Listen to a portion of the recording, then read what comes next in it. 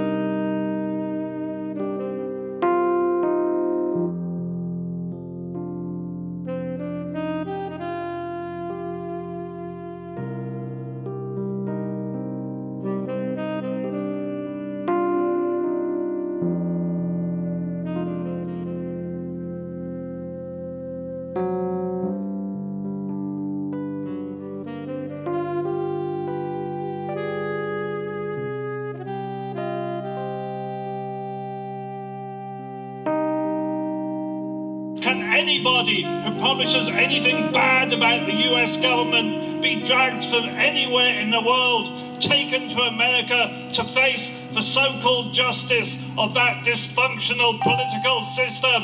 The answer must be no.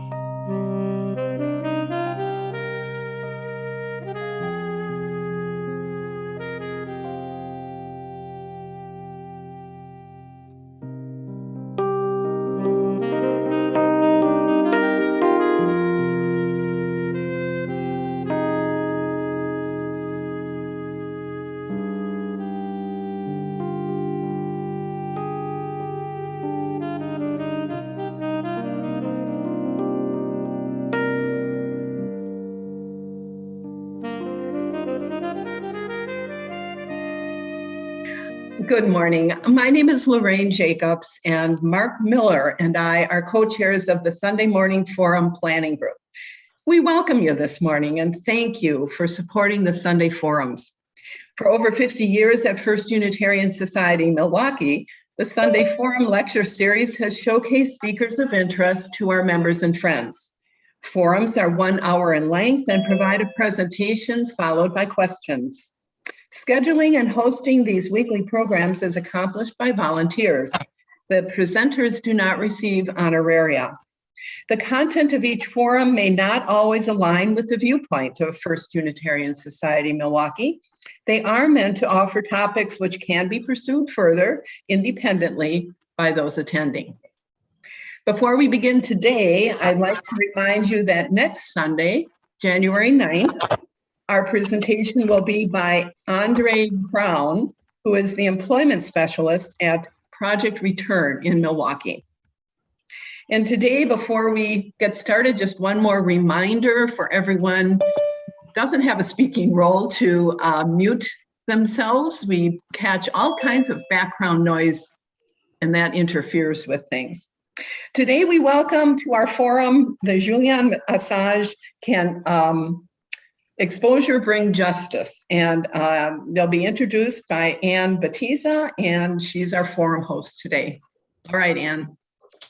Well, thank you, Lorraine. I want to welcome our wonderful guest today, Fidel Narváez, who was the consul in the Ecuadorian Embassy, overlapping Julian's stay there in London by about 6 years, and John Kiriakou, who blew the whistle on torture.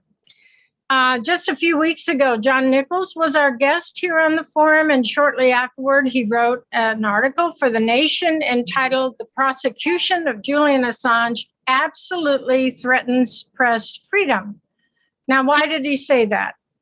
If merely possession of classified information by a publisher becomes a crime, then waste, fraud, abuse, and even war crimes covered up through classification cannot be brought to light no matter who is in office.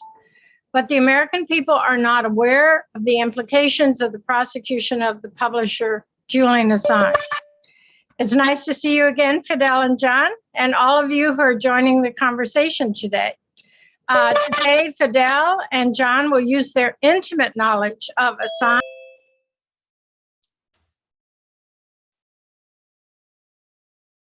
and you muted yourself.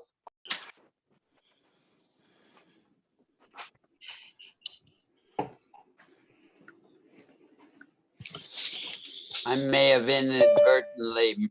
Yeah, I think someone else muted me, but that's okay. So I'm not sure where I was, but I was saying today, Fidel Narváez and John Kiriakou will use their intimate knowledge of Assange, the Espionage Court, and the intelligence community to discuss how media blackouts and misinformation have affected the public's perception of who Julian Assange is. Perhaps the oft-repeated smears are meant to make us feel all right about jailing a publisher and destroying our press freedom. However, the news blackouts may suggest a remedy that exposing the truth about Julian Assange and his work might shut down this case through pressure brought to bear by the American people. Today, I'm going to introduce both of our speakers. They will each speak for about 15 minutes, And then we will go to questions in the chat, and if times allow, questions from individuals who raise their hand. So please put your questions in the chat. And I'll add some references to the chat as well, including actions that you can take to help stop this prosecution. And then our speakers will give some closing remarks. Fidel Narváez is the former Consul General at the Ecuadorian Embassy in London and was a senior diplomat there for 8 years. He overlapped Julian Assange's asylum there until 2018, when all staff friendly to Assange were replaced by the newly elected Lenin Moreno administration. In 2019, he wrote 40 rebuttals to CNN's biased article on Assange by someone who was actually there, documenting many of the false smears against Assange. In 2021, he gave a passion speech after Judge Vanessa Bareitzer handed down the no extradition verdict. He said he was, quote, very proud of my country protecting Julian Assange for so many years against all international pressure, unquote. However, recently the High Court in Britain reversed that no extradition verdict, and Assange's lawyers have launched an effort to appeal. Welcome, Fidel. John Kiriakou is the U.S. torture program whistleblower and former CIA chief of counter-terrorism operations in Pakistan, who led the CIA team in the arrest of Abu Zubaydah, erroneously thought at the time to be number 3 in Al-Qaeda. John would later learn that Abu Zubaydah had been waterboarded 83 times and subjected to multiple forms of torture by the U.S. In a 2007 interview on ABC News with Brian Ross, and while serving as senior intelligence advisor for the chair of the Senate Foreign Relations Committee, John Kiriakou became the first CIA officer to publicly confirm that the CIA had waterboarded prisoners and that torture was an official U.S. government policy, not just the wrongdoing of some rogue agents. After being tried by the Obama administration for espionage and related charges in the Eastern District of Virginia, in 2012, he served 23 months in federal prison. However, as is the case for Assange's revelations of war crimes, none of the CIA agents involved in torture have ever been prosecuted.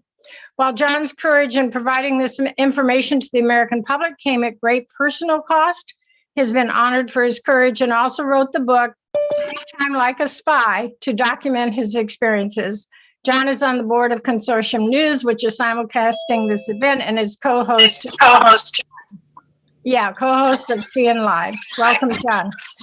So let's begin today's conversation with former Ecuadorian Consul General Fidel Narváez. Fidel? Hello, everybody. Could you hear me, Claire? Yes. Oh, thank you. Thank you very much. First, I want to wish you, all of you, a very happy new year. And I very much hope that this will be the year that the pain of Julian Assange basically ends. It's my privilege to be here with you today and to share a panel with John Kiriakou, somebody who I and many people admire so much. This year is going to be 10 years since Julian asked my country for political asylum. But I know Julian before he came to my embassy, and I have the privilege to help him getting that asylum from my country, which, as you know, had him living in my embassy in London for 7 years. 6 of those 7 years, I worked for the embassy. I was not there the last year of Julian in the embassy, so I did not see him how he was handed over to the Americans. But I stayed very close to the case, and I saw how in the last year, basically my country stopped protecting Julian and handed him over to the British at the request of the Americans. That should be very clear. This is not Julian Assange versus the UK judges or the UK courts. This is Julian Assange against the more powerful economic and military country in history. So I want to mention that one of the things I value the most from my experience next to Julian for so many years, seeing him at the daily basis, apart from getting to know him, of course, and apart from meeting very courageous people around him all the time, one of the things that most strikes me is to learn how the media is used to position certain narratives, either directly with disinformation or simply with self-censorship, in order to avoid fulfilling its fundamental mission, which is to hold the powerful accountable. So the corporate press tends to have various approaches. We know that, depending on their own agenda. When the choice is between their duty to bring the truth to the public and defending the interests of the public, between that and the financial interests of the private corporations, unfortunately, the private interest almost always prevails. So a good parody of this sad reality, I just watched yesterday, basically, this new release film, Don't Look Up, where the political power colluded with the financial and the media power wants us to look in only one direction. They want us to look down so we don't see the truth. In previous decades, in the last century, the political power used to use mostly brutal force to silence dissent and to silence those who dare to challenge those in power and to expose their crimes. Dictatorships of pseudo-democracies used to disappear people, torture them, murder them, or imprison them by hundreds or thousands. In Latin America, we have many examples of those practices in Chile, in Argentina, in Uruguay, in Central America as well. And those things still happen in some places all over the world. But my point is that before the internet era, it was easier for the powerful to hide their crimes and to act with impunity. Nowadays, it's not that easy to hide that. Although those practices are still happening in some places, as I said, nowadays the new practice is what we know as lawfare. Lawfare, basically the use of the judiciary hand in hand with the power of the media to destroy people's reputations and to persecute them judicially. And the case of Julian Assange is the best example of this. Julian is not only persecuted by the Pentagon and by the military-industrial complex and by the intelligence community of United States of America. Julian is persecuted also by the corporate media machinery used by and colluded with the war criminals that he and WikiLeaks exposed, as nobody else has dared to do it before. There you go. So Julian and WikiLeaks not only exposed and humiliated the war criminals of every color, Republicans or Democrats, the CIA or the NSA, but also the powerful corporations like Google or Amazon. And by doing so, he has also challenged the press, which by complicity or by omission is also responsible for so much impunity. That is the reason for him being persecuted for more than a decade and imprisoned for nearly 3 years already in a maximum security prison without being convicted of anything. with the sinister prospect of being extradited and spend the rest of his life in the darkness of the most oppressive prison conditions in the world. So Julian's persecution is so grotesque that by now, every major human rights organization and press freedom organizations opposes his extradition. Even the big media that have attacked him so much during the last decade oppose his extradition.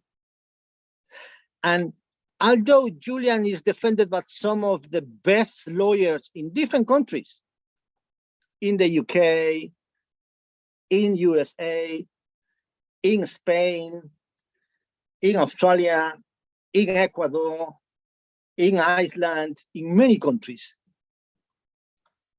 his case is close to being lost.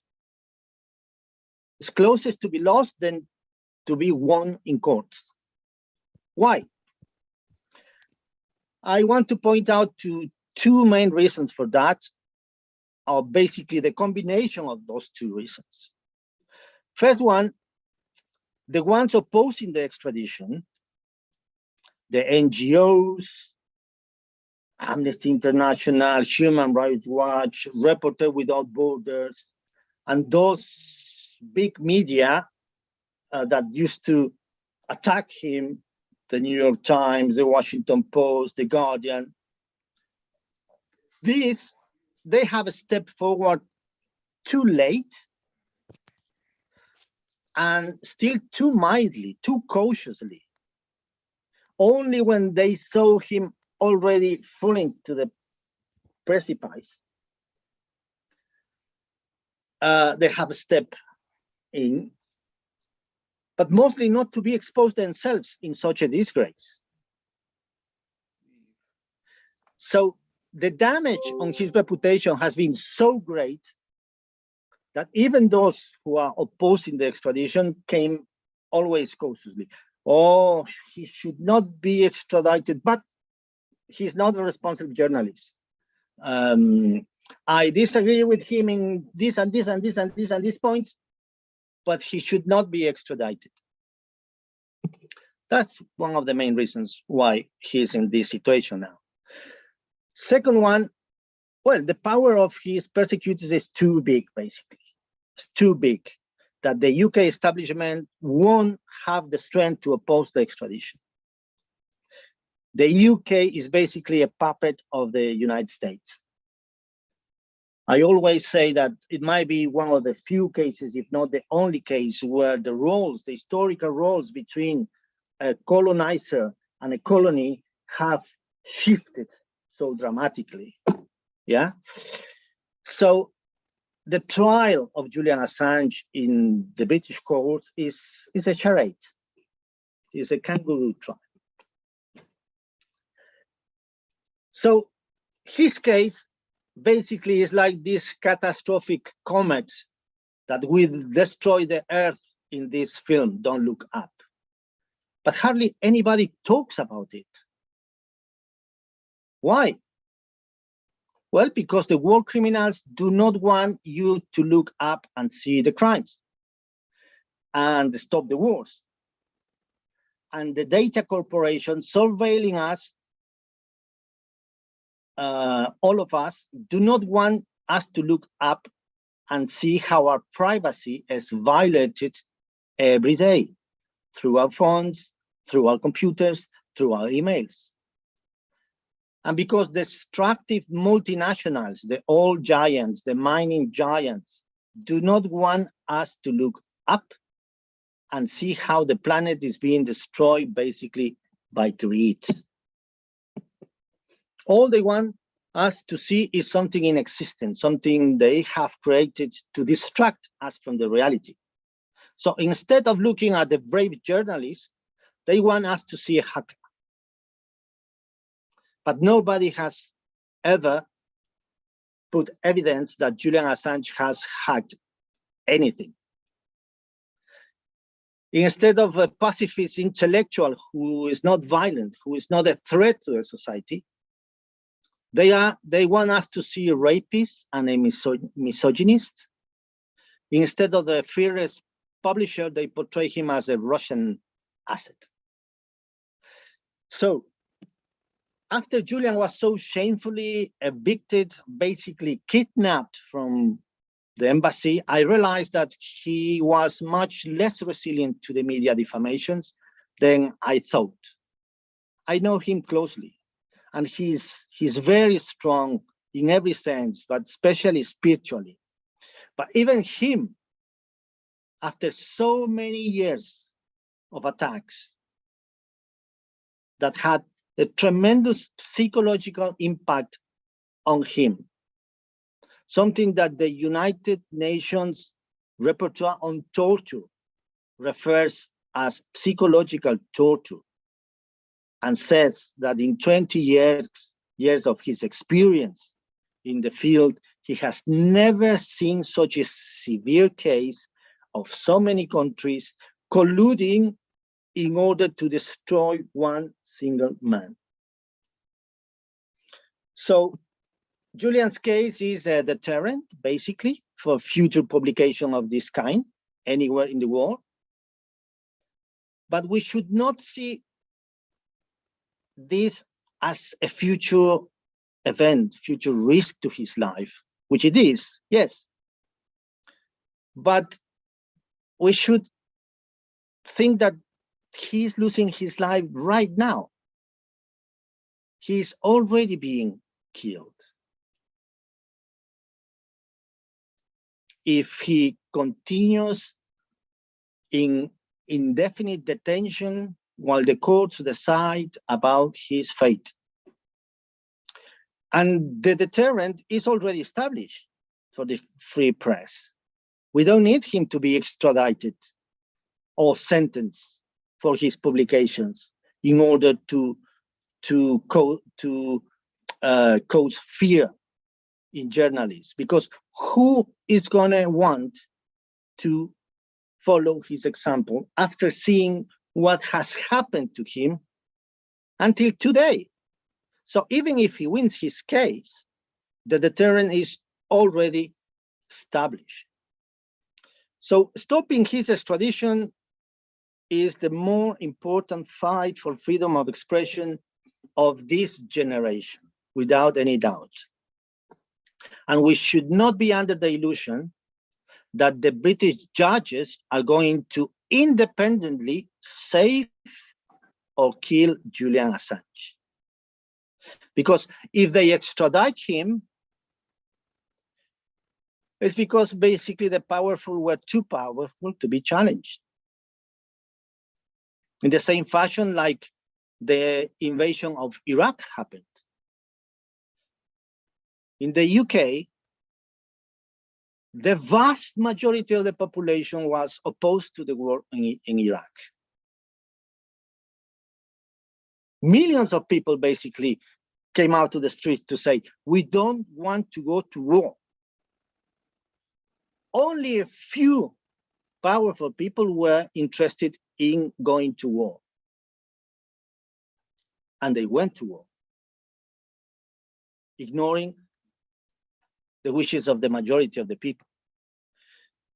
So if he's extradited, those few people will win. But if they decide not to extradite him, be sure that it's only because of you and of us who have resisted and challenged them so strongly that it will be impossible for the judges not to look up despite the wishes of the powerful. So let's not be afraid of fighting this and winning this, because I think together we can do it. Thank you. Thank you so very much, Fidel. Those were very powerful words. John Kiriakou, you want to follow that? It's hard to follow that, but I'm going to try. First of all, thank you for inviting me, and thank you to Fidel too. I've gotten to know Fidel a little bit over the last couple of years, and it's an honor to be associated with him. He stands up and speaks his mind at risk. You know, the world has changed. His government has changed, and this is hard. I'm also going to begin by apologizing to our viewers if what I say they've heard before. I risk repeating myself here, but I think that this is important, and I think every American should understand what the process is in the federal courts, and it's ugly. So let's start. Julian has been charged with multiple counts of espionage in the Eastern District of Virginia. That is in Arlington, Virginia. It's known as the Espionage Court for several reasons. One, the Eastern District is home to the CIA. It's home to the Pentagon. It's home to innumerable intelligence community contractors and defense contractors, including the biggest defense contractors in the world. In the event that Julian would go to trial here, his jury would be made up of employees and the family members of employees of the CIA, the FBI, the Defense Department, Northrop Grumman, you name it. Every enemy of freedom and of transparency is based in the Eastern District of Virginia. EDVA is also called the Espionage Court because no national security defendant has ever won a case here. So look at who's been charged in the Eastern District. Julian, I was charged and tried in the Eastern District of Virginia. Ed Snowden has been charged in the Eastern District of Virginia. Jeffrey Sterling, the CIA whistleblower, was charged and convicted in the Eastern District of Virginia. Chelsea Manning was imprisoned in the Eastern District for refusing to testify against Julian in the grand jury. So this is a tough place. If you're charged with a crime, especially if you're charged with a national security crime in the Eastern District of Virginia, there's no reason to feel optimistic about the way things are going to work out for you. I've complained many times about Judge Leonie Brinkema, who is a Ronald Reagan appointee and one of the judges in EDVA. She was my judge. She was Sterling's judge. She's Snowden's judge. And for a long time, I assumed that she was going to be Julian's judge. She's not. Julian's judge is going to be Judge Claude Hilton, who's the senior judge in EDVA. That's worse than Leonie Brinkema. And it's worse than Leonie Brinkema because Claude Hilton, also a Reagan appointee, what did Claude Hilton do before he was a judge or the senior judge in the Eastern District of Virginia? He was a judge on the FISA court, the Foreign Intelligence Surveillance Court. Now, let me tell you why that's a problem. The FISA court is stacked against everybody. If you are the subject of a surveillance warrant in the FISA court, you don't have any idea. And you are not permitted to be represented before that court. It's a secret court. It meets in secret on the top floor of the Justice Department. Nobody is allowed to see what the warrants say. And when I was working at the CIA, if we wanted to tap somebody's phone or tap their emails, we would just write a little memo, send it to the FISA court, and automatically get approval. And when I say automatically, here's what I mean. Over its entire 33-year history, the FISA court has granted 33,942 warrants. There have been 12 denials.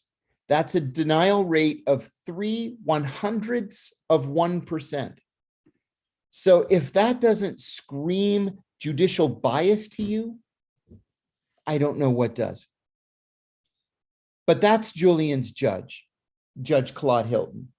Now, one of the things that the Justice Department is going to invoke in the event that Julian is sent to the United States, and we can certainly talk about that. Maybe I'm overly optimistic, but we can talk about that in a minute. One of the things that the Justice Department is going to invoke is called SIPA, C-I-P-A, the Classified Information Protection Act. The purpose behind SIPA, I suppose, when it was written was, laudable. You don't want to unnecessarily expose classified information to a dangerous terrorist, for example. But that's not how it's used. Not at all. SIPA was invoked in my case.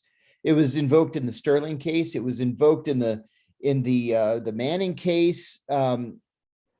It's something that the Justice Department uses and abuses in every national security case. Now, what it is it's severalfold. What it does is severalfold. Number one, the only people that will be allowed in the courtroom will be the judge, the attorneys, Julian's jury, the bailiff, and the clerk. That's it. Everybody else will be cleared out. And then the bailiff will take plastic sheeting and cover the windows with plastic sheeting and then tape it around the edges. Why? So that the Russians or the Iranians or whomever can't fire a laser at the window and detect the vibrations on the window to then discern what's being said in the courtroom. Ridiculous. Out of a bad spy movie. Then they will seal the doors, again with duct tape, so that nobody can put their ear on the crack in the door and listen to the unbelievable secrets that are going to be exposed in the courtroom. And then they play white noise. I've been in the court where they turn the white noise on, and it's deafening. It's not just white noise. It's like being tortured with hard rock. It's so loud that it's utterly impossible for anyone to hear anything that's going on. More importantly, the Justice Department is going to tell the jury that there are some things, some words that are so highly classified that they can't be uttered in court. So the Justice Department will give each juror a piece of paper, and it'll have the word and a code word that the word has to be replaced with. Now think for a minute how ridiculous this is. So let's say that the words Vault 7, right, are so highly classified. The CIA is so upset about Vault 7 that they were going to kill Julian or kidnap him, recall. So you can't say Vault 7. If you want to say Vault 7, you have to replace it with the words swimming pool.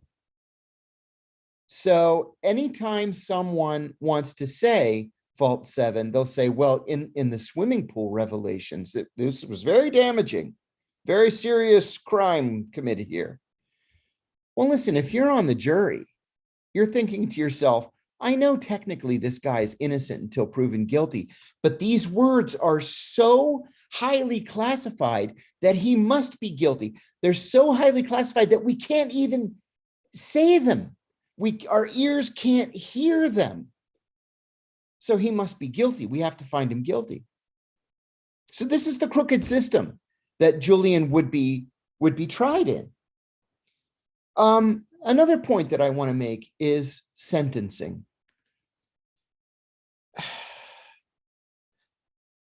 The Justice Department is lying when they say that they can promise that Julian won't be sent to solitary confinement, to a maximum security penitentiary, or to a communications management unit.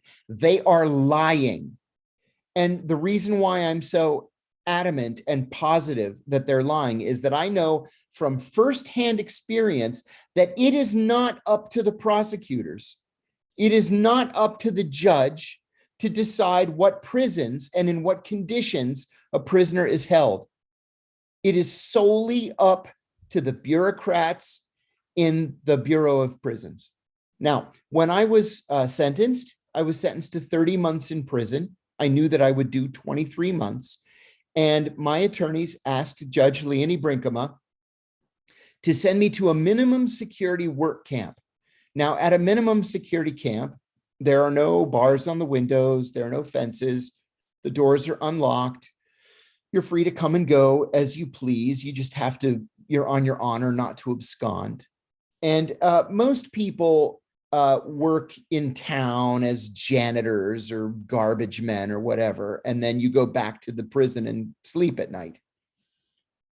So what you do in most cases is on the day of your incarceration, you drive to the prison, you knock on the door, as crazy as that might sound, and you say, "Hi, I'm John Kiriakou. I'm here to turn myself in," which is exactly what I did.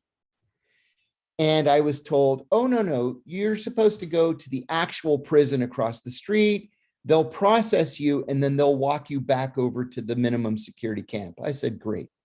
I walk across the street. I turn myself in. They cuff me behind my back, and they start leading me outside around to the back of the prison. I said, no, I'm supposed to be at the camp across the street. And the prison guard laughed at me and said, "Not according to my paperwork, you're not." I ended up doing every minute of my time in the actual prison with the concertina wire and the armed guards with the towers and everything, because I learned the hard way that it's not up to the judge to decide where you go to prison. Just a few months ago, the drone whistleblower, Daniel Hale, was sentenced to 45 months in prison. And his judge, Judge Liam O'Grady, who's a terrific, understanding, honest, fair judge, ordered that he be sent to a low security prison hospital at Butner, North Carolina, so that he could receive treatment for post-traumatic stress disorder. Instead, he was sent to a maximum security penitentiary in Marion, Ohio. And the Bureau of Prisons gave the middle finger to Judge O'Grady and to the media and to anybody else who thought that Daniel was actually going to go to a low security prison like I did.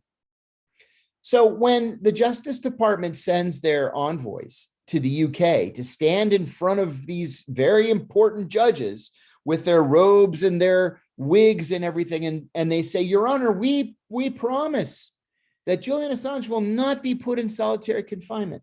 Let me tell you what it takes to get somebody into solitary confinement. You walk up to any guard in the prison and you say, "Hey, guard, I heard two guys talking. They're going to kill Julian Assange. Julian will be in solitary confinement in 15 minutes for his own protection. And he'll stay there until they decide he's ready to come out, which will be never." Now, we're the only Western country, industrialized country, that doesn't put a limit on solitary confinement. We have prisoners, mind you, the United Nations has determined that solitary confinement for longer than 15 days is a form of torture. We have prisoners in this country that have been in solitary confinement for as long as 44 years. That's 44 years without any human contact. Anybody would go crazy.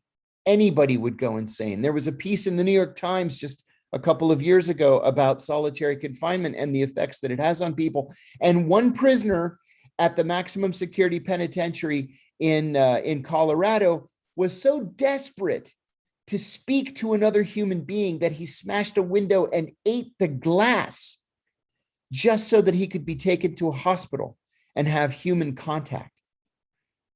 So they're lying to us, and they're lying to Julian when they say that we can trust the US judicial system. We can't trust the US judicial system.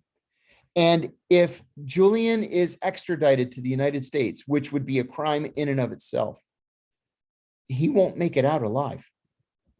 That's what our fight is. So thank you very much. I look forward to answering whatever questions anybody may have. Thank you so much, John. Thank you. So I see a question in the chat, and I would encourage people to add their questions to the chat or raise the hand function down under reactions. You can electronically raise your hand or do so, you know, and if we can see you. So someone asked, is there any chance to move Julian's case to another venue? That's a good question. The answer is a hard no, not a chance. And the argument is that the victim in this case is in the Eastern District of Virginia. And they would argue that because they have so much experience prosecuting these cases in EDVA, that it ought to stay in EDVA. These judges too, they're all hawks when it comes to secrecy and national security. None of them would ever admit that they're biased or that a jury couldn't be impaneled to give Julian what they would describe as a fair trial, unfortunately. Let's see. I don't. Can I ask a question, Ann? Yes, absolutely. Hi, John. Nice to meet you. My name's Chris Borg, and I really appreciate you joining us, and I value everything that you've been through. I have personally demonstrated on behalf of Julian Assange. You know, I sat in front of Judge Garland's house with my own protest, and I have sat in front of the Washington Post. And what I realized is, especially at the Washington Post, I realized that it was a diseased issue. Nobody wanted to touch it. Yes. Even when I saw the reporters come out, they were fearful. They were frightened. Yes. This is, to me, a fundamental, First Amendment issue, and that's what got me motivated to do my limited actions. But I feel like the lack of public awareness and understanding, which is totally created by the oligarchs and the people in power, have forced this issue. They have kept us in the dark. But my real question is, where do we go from here? Yeah. I mean, I know these forums are helpful in educating a limited few, but it seems to me we need to really get much more feet on the street. And how do we get 10,000 people in front of Judge Garland's house? How do we get 10,000 people in front of the Washington Post or even the New York Times? So it is a train wreck. I mean, this is a train wreck that is happening, and we're watching it. And I've been watching it for a whole year. And I'm not saying I'm discouraged. I'll be the first one out there, but we need support. We need to get this we need a real movement that we're all trying to do, but it seems like we're not coordinated in our effort enough to get this to the 10,000 people level. So what do you think? Totally, completely agree with you, Chris. And I feel like my own analysis of the situation has changed recently. I was part of a panel with two journalists from Knight Ridder recently, and one of the participants, one of the people who had logged on to watch it, asked in the Q&A period why they haven't spoken out on behalf of Julian Assange, and they looked at each other, and then one of them said, "He's not a journalist; he's an activist." Well, even if that were true, he's certainly a publisher. And certainly these journalists would have to acknowledge that this is a very slippery slope. And if Julian is prosecuted for doing his job, then they'll be the next to be prosecuted for doing their jobs. I mean, Washington runs on leaks. You can't be a national security journalist for the Washington Post or the New York Times or any of the other big outlets if you're not actively soliciting classified information. So why aren't they standing up for him? Well, I've come to the same conclusion that you have, that we're not going to get 10,000 people out there. But Julian's brother told me recently, this was Gabriel Shipton, he told me recently that that they think they found a different strategy, that maybe we don't need 10,000 people in the streets. In Australia, 10 years ago, Julian was wildly unpopular, right? People saw him as an outlaw, a troublemaker, a big mouth.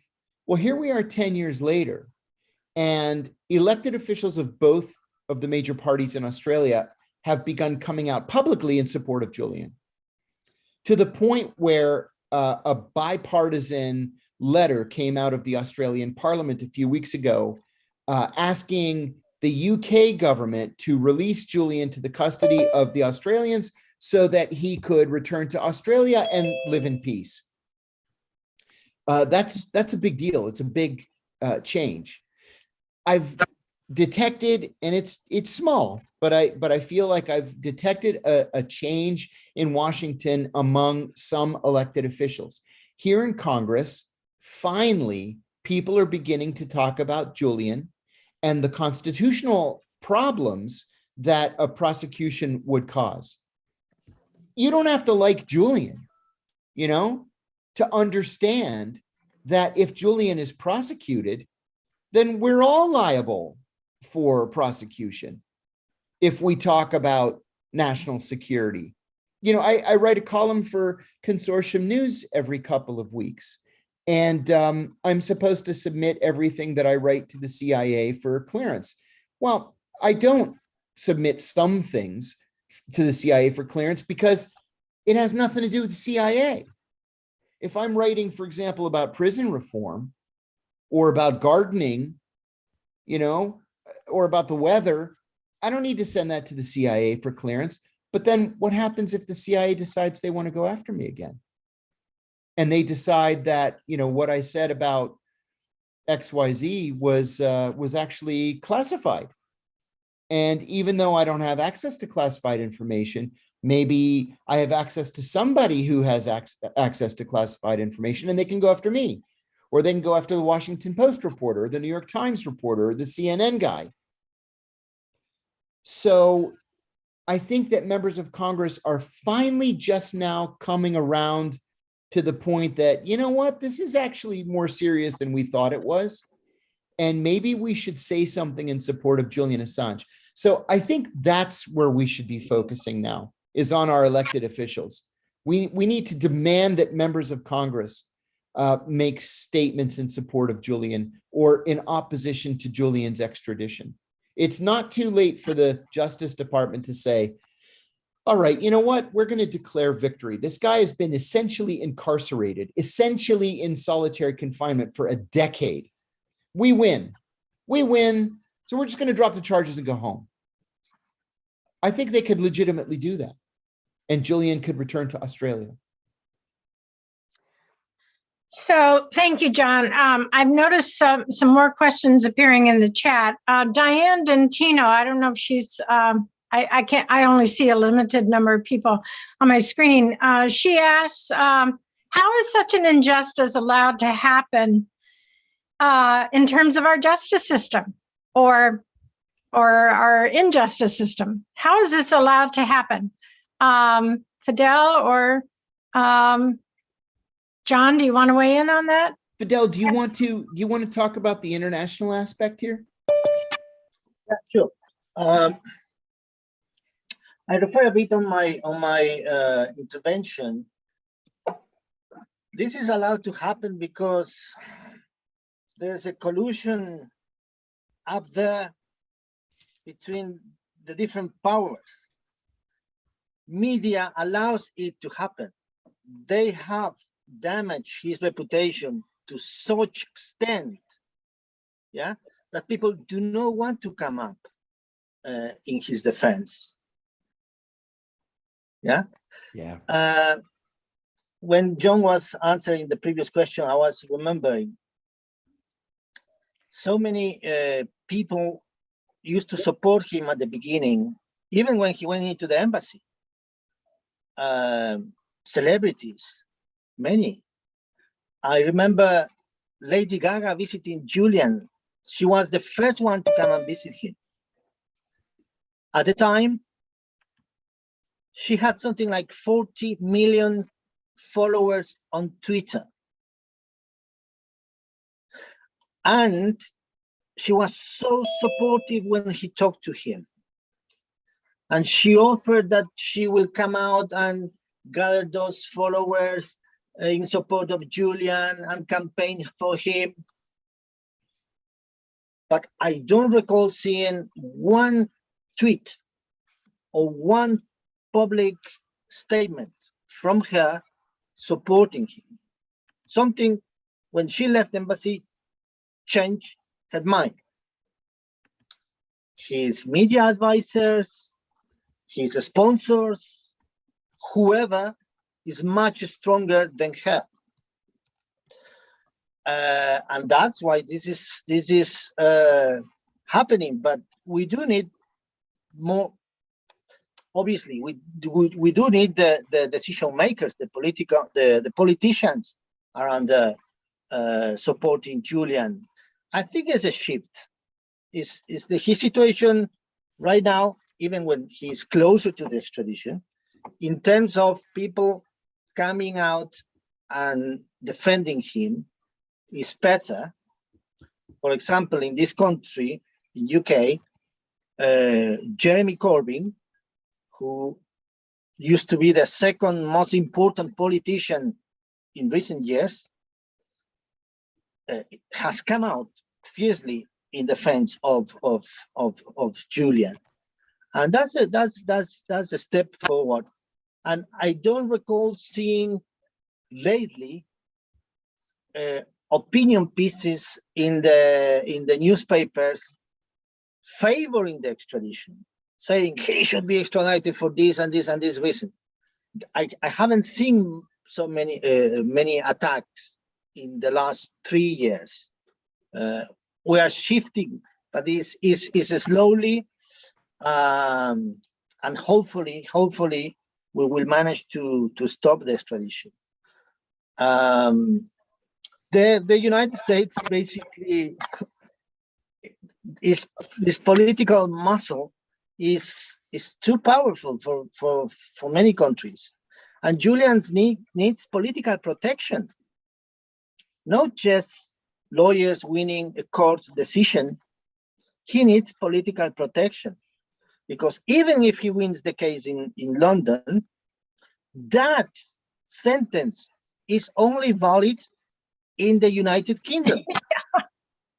If he moves to France, to Ireland, even to Australia, the United States can come after him, because it will be a new case, a new extradition case to be fought in different jurisdiction. So he needs political protection, unfortunately. Maybe for the rest of his life, hopefully not. Thank you, Fidel. I see that Vince DeStefano has his hand up, and he's had his hand up for quite a while, or had it up earlier as well. Vince, do you want to ask a question here? Chris actually asked my first question, but I'd like to do a little shameless self-promotion on behalf of Ann, Chuck, Alan Minsky, and myself, which I believe are the members of the Assange Defense Group right here. John, you are absolutely correct.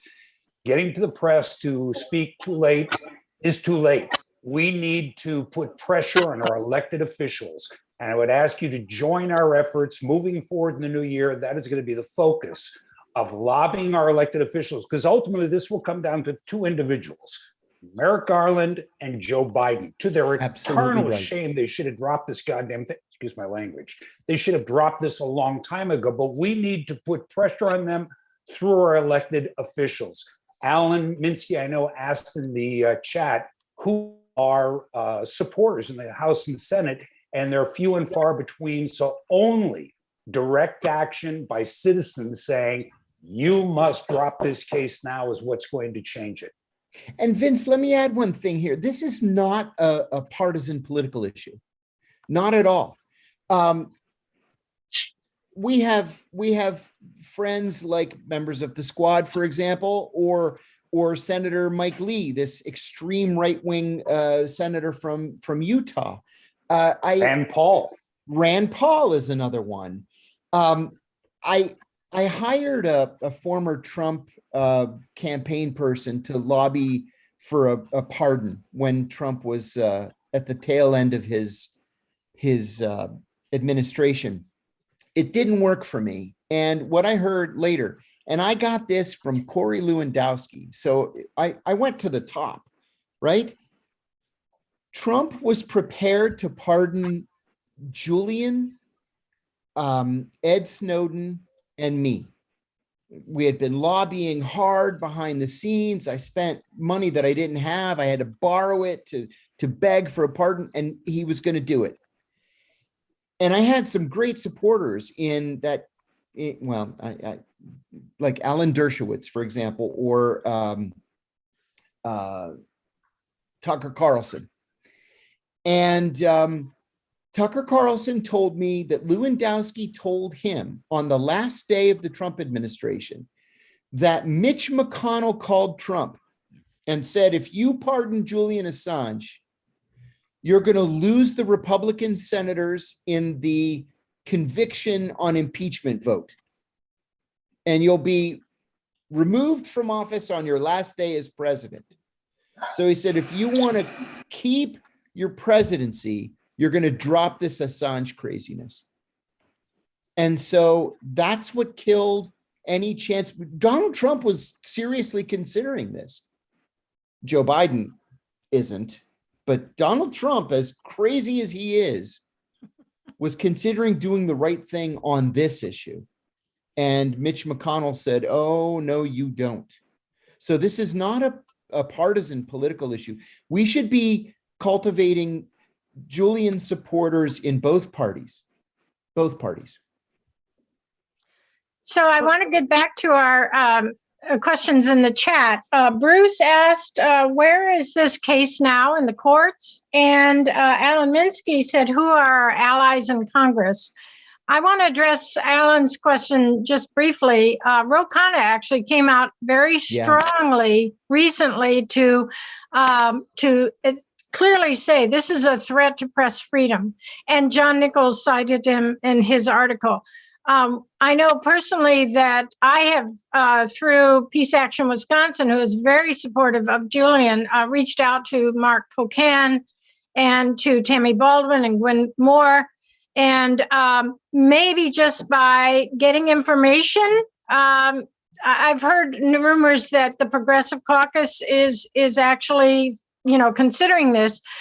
Call your congressperson, call your representative, call your senators, go to their offices. We have offices downtown here in Milwaukee for Gwen Moore and Tammy Baldwin.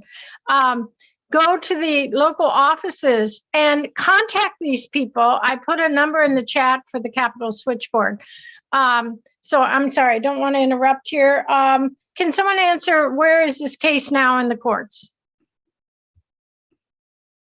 Yeah, it's in the process of, well, I should say Julian's attorneys are in the process of appealing it to the Supreme Court of the UK, regardless of who wins there. Whether if Julian wins and they overturn the extradition, the Justice Department is going to appeal to the European Court of Human Rights and vice versa. If Julian loses in the British Supreme Court, he will appeal to the European Court of Human Rights. And that might not be a bad thing, because there's a precedent. There are 3 precedents in the European Court of Human Rights where that court has refused to extradite Europeans to the United States solely because of the practice of solitary confinement in the US prison system. It's a form of torture. And so Julian's attorneys have successfully argued that he has post-traumatic stress disorder, that he's on the spectrum, that he would be likely to at least attempt suicide, and that may be enough for the European Court of Human Rights. But either way, this is going to take at least another year. Thank you very much. And so I don't see any more questions in the chat. Are there Is there anyone who would like to ask a question of John or Fidel in person? And you can raise your hand electronically or raise it here. I'd like to have you guys fill in on one other thing. I think a lot of this abuse of power comes from the Patriot Act, if I'm not mistaken. Oh, yes. Okay. So, and this is an act that now we've been going on 20 years. So if we lobby these congressmen, you know, the real issue is lobbying against that act. Yeah. And once power is given, it's so hard to get it away. And this is all done for, you know, this is all military interests, right? All these crimes that we've committed that they want to keep quiet is all done under capitalistic military interests under the guise of the Patriot Act, right? So this is a real crime. And Julian gets caught up in that, right? Because he exposes that war crime, and it's a crime that's been legitimized by the Patriot Act.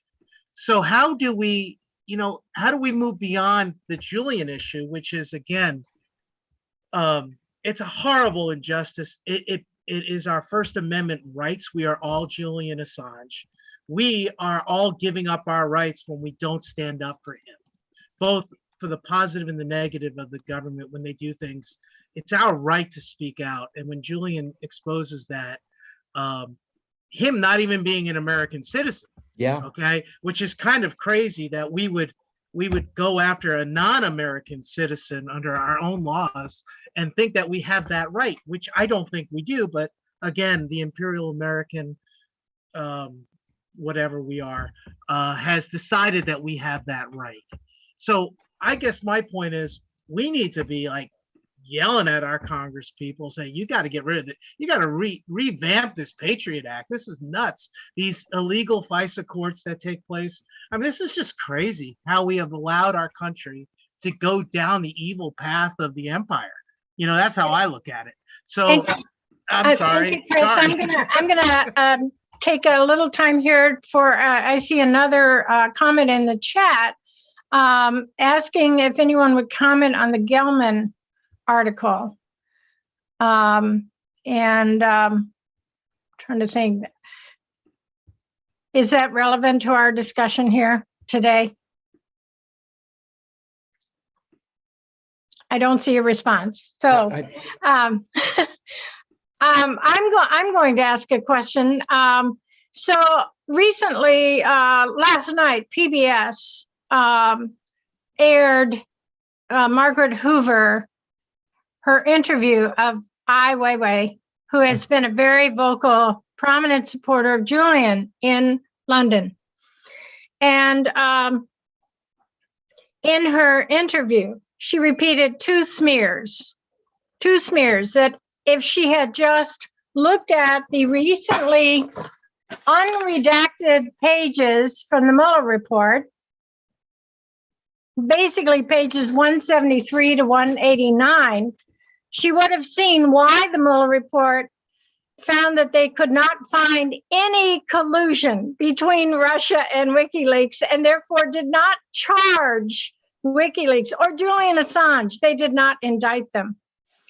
But you had to do your homework. You had to read these pages that all of a sudden were unredacted and that the media did not report on.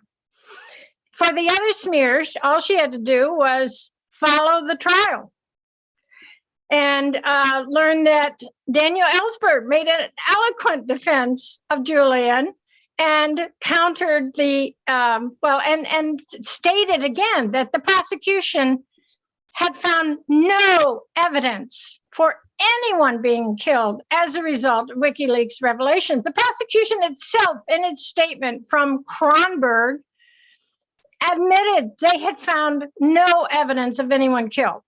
But when Margaret Hoover prefaced her questions to Ai Weiwei, she made conditional statements as though none of this had been shown to be false.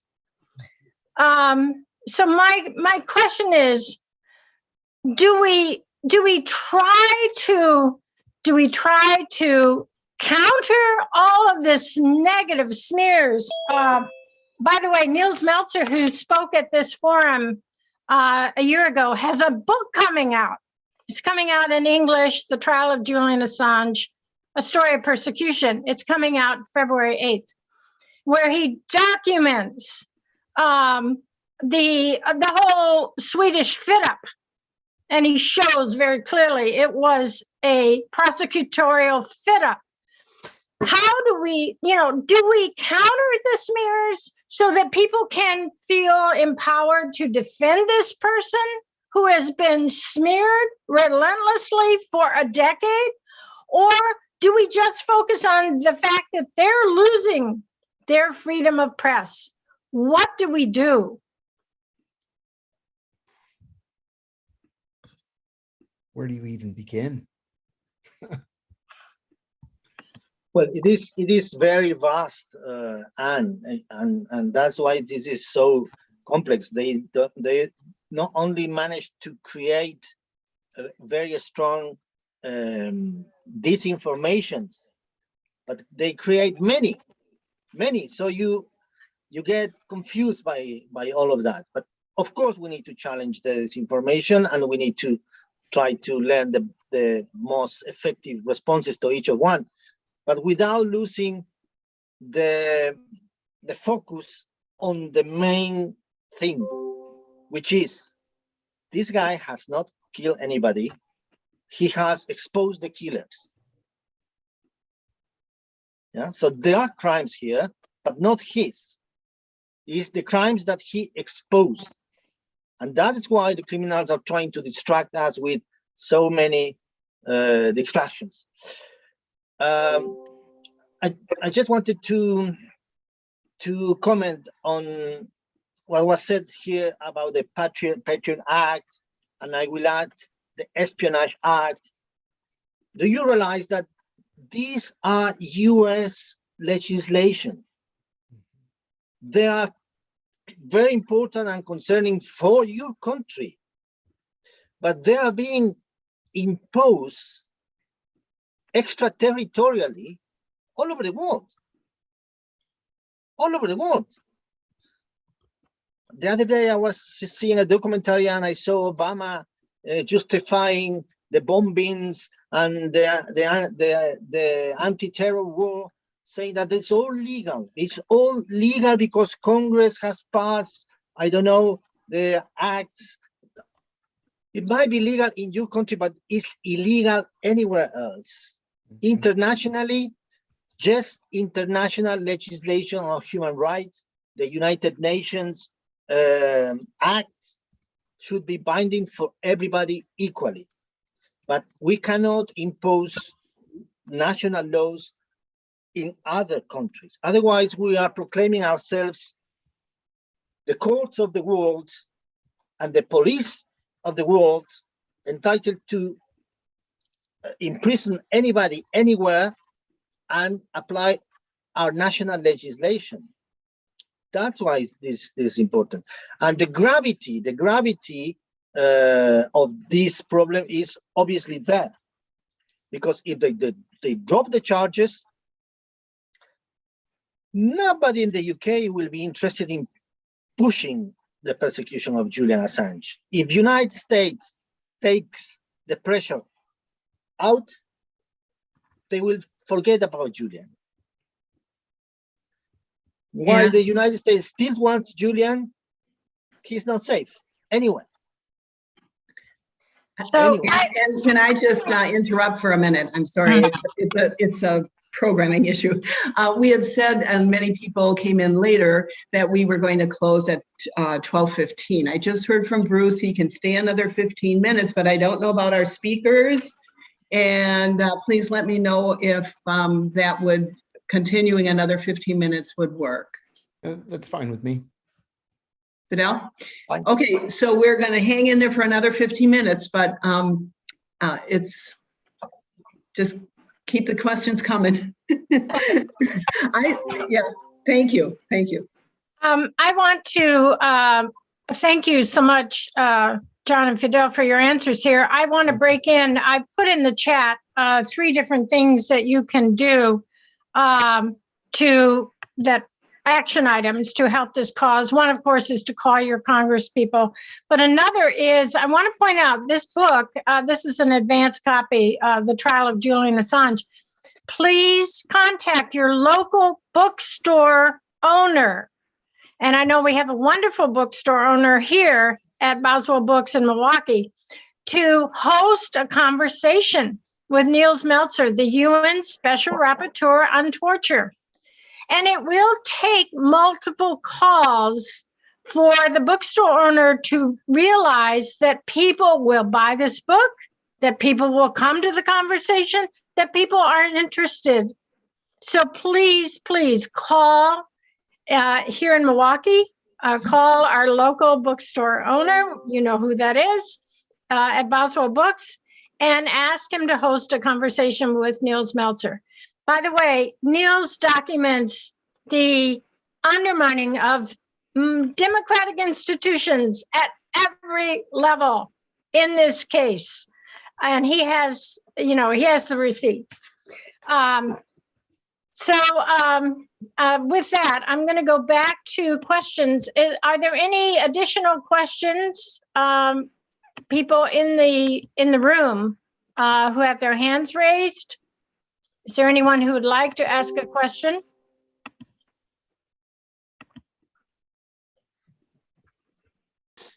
Yeah, there was a question a while back in the chat. Who are the any current allies in Congress? Yeah, Ro Khanna is a great one.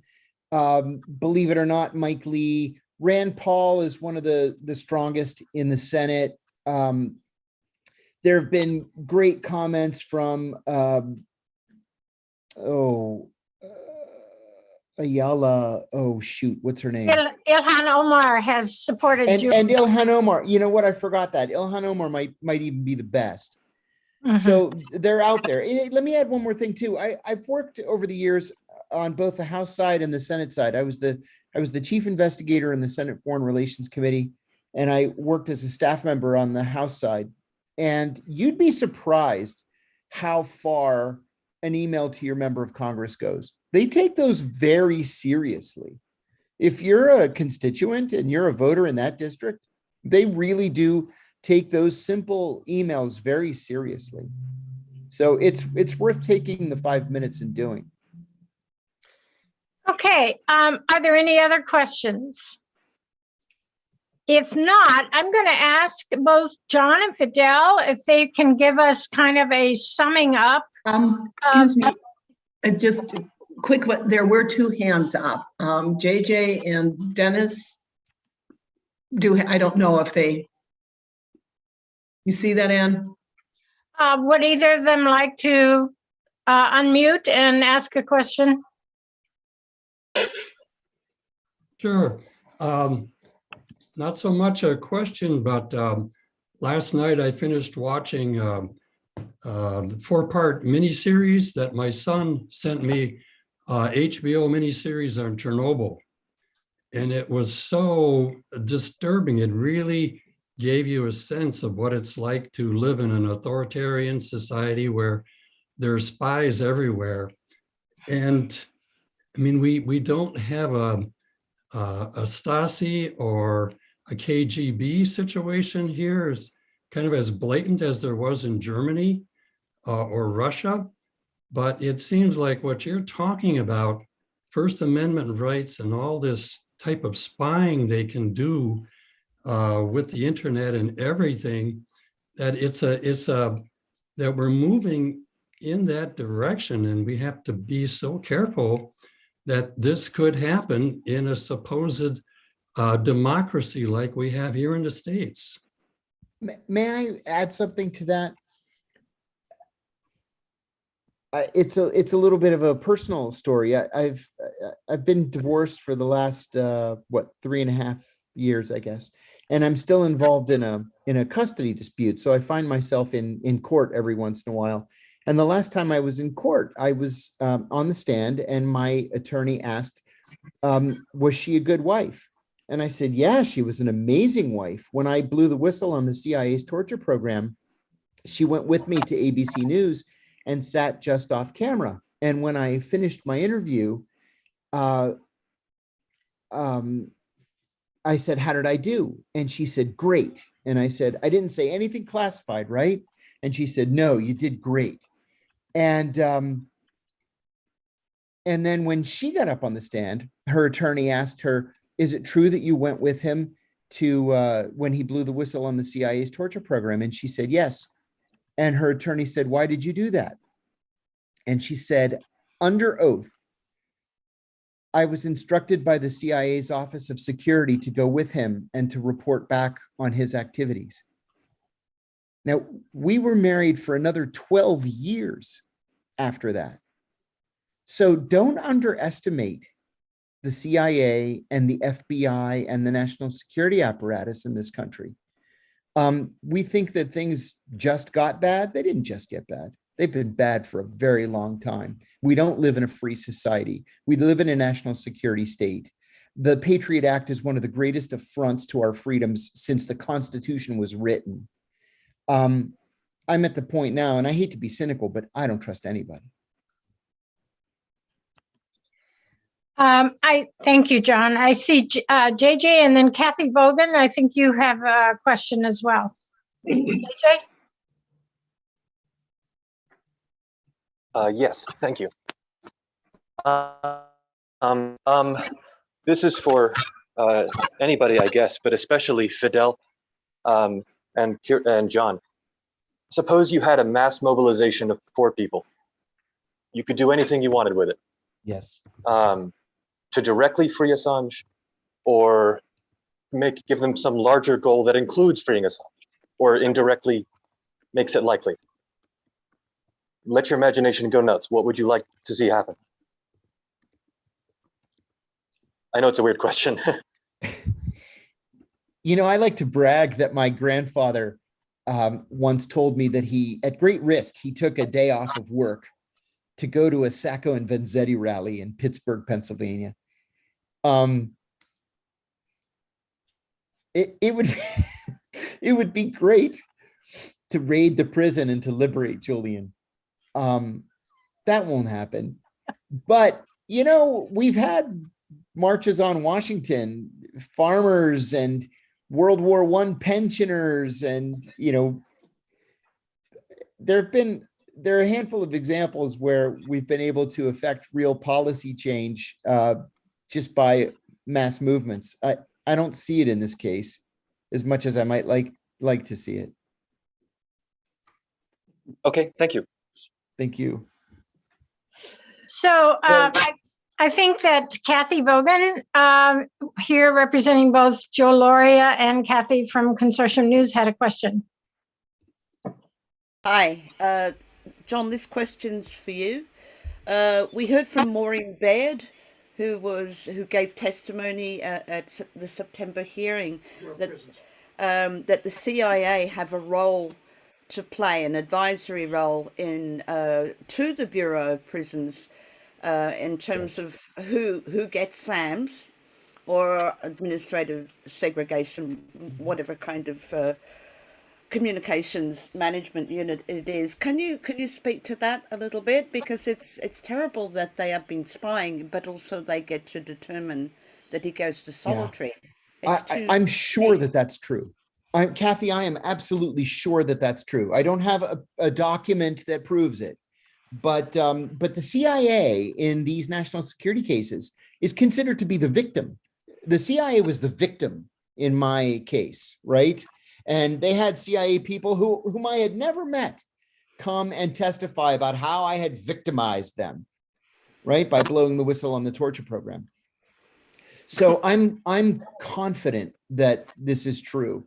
You know, one of the things that my attorneys warned me about, just as I was leaving for prison, they said that the Justice Department was angry at the light sentence that I got. 23 months. They had originally asked for 45 years, and I got 23 months. And so my lead attorney said, look, they're going to try to set you up once you get to prison. So don't trust anybody. Well, next thing I know, one of the other prisoners comes up to me. I had been there about 6 weeks. One of the other prisoners comes up to me and said, hey, there's a new prisoner. He wants to meet you. He used to be the Taliban spokesman. And I said, not interested. And he said, okay, I'll tell him. So he told the guy, I'm not interested in meeting him. I'm out on the yard one day, walking, exercising, and I see this obviously Afghan looking guy with a beard down to his waist approaching me with his hand out, like to shake my hand. And I put my hands up, and just as I put my hands up to show him that I'm not going to shake his hand, I saw one of the prison guards in the woods outside the fence with a camera with a long distance lens. Oh my goodness. And I said, don't fucking touch me, I said to the guy. And he said, come on, man, we have a lot in common. I said, the only thing we have in common is I used to try to kill people like you. And I said, don't touch me. And he said, come on, we can be friends. And I said, walk away or I'm going to knock your teeth out. And he walked away. And I saw the guard put the camera down, that he couldn't get his picture. But they will do anything to get you into solitary confinement or to get you to a higher security prison to make your time as difficult as they possibly can.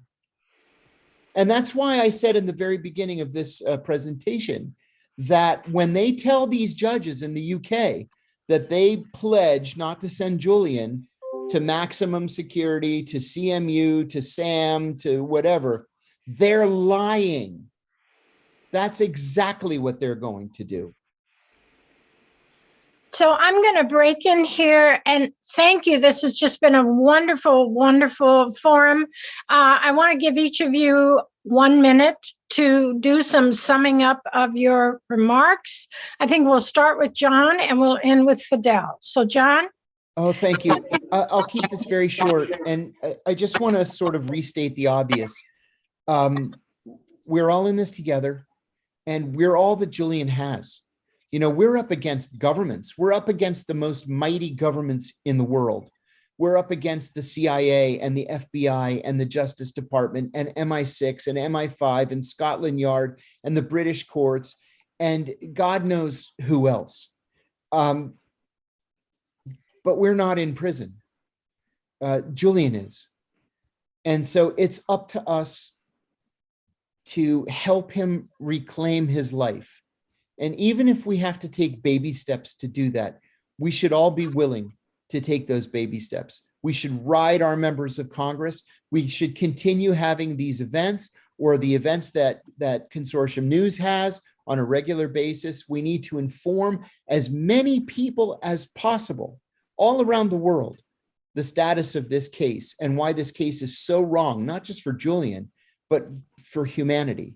This is the job that we have, and we have to take it very seriously. So thanks for inviting me, and thanks to Fidel. This was a pleasure, and it was an important event. I was very proud to participate. Thanks for having me. Thank you. Fidel? Yes, I want to thank you as well for having me here and for doing this. As I said, if the judges finally decide not to extradite him, is because of you, because of us that have put so much pressure that we will defeat them. It's the only thing. And this is urgent. This is urgent because we are talking about court cases that could last months and months, perhaps even years, but his execution is already happening in slow motion. They are not in a hurry. They are fine with Julian in a maximum security prison, basically isolated, not being able to defend himself. He's been diagnosed with severe stress that is damaging his health every day he spends in prison. So this is an urgent matter, and I count with all of you to put this together and save him. We will do it. Well, I want to thank both of you so much for being here today. I want to thank our audience for being here. I want to ask people to please call your congresspeople and call your local bookstore owner and request the book by Niels Meltzer, The Trial of Julian Assange, A Story of Persecution. And talk to your friends and share this video. The video will be up. I put the address for the Unitarian Forum YouTube channel in the chat. Thank you all very much. Lorraine, any parting words? I had a quick hop over and unmute myself. Same thing, and thank you very much. I have to find a niche to get involved, and I'm going to do that. So thank you very much, and we'll keep working at it. I wish I could. Thanks. Thank you, Fidel and John, so very much for being here today. People can unmute, and let's give them a big hand as we go out. Thank you. Thank you. Thank you. Thanks, everybody. Thank you all. Thank you.